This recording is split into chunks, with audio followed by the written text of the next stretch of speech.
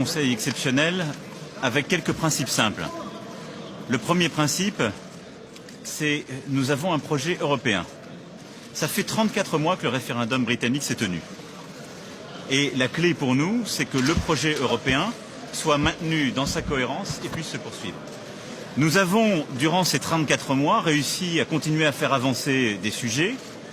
Nous avons, durant ces 34 mois, réussi à prendre des décisions et surtout à rester groupés, collectivement.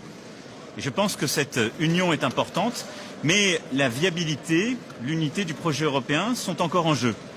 Et donc ce qui est indispensable, c'est que rien ne compromette le projet européen dans les mois à venir. Nous avons une renaissance européenne à conduire, j'y crois très profondément, et je ne souhaite pas que le sujet du Brexit vienne nous bloquer sur ce point.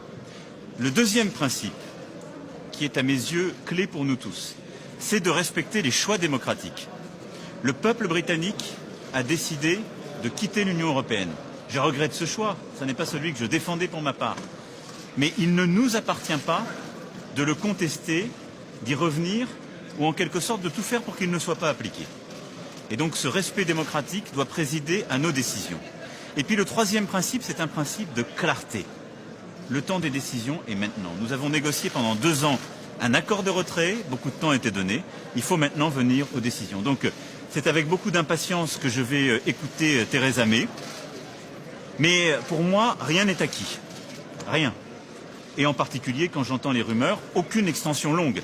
Nous devons comprendre aujourd'hui pourquoi cette demande, quel est le projet politique qui la justifie et quelles sont les propositions claires.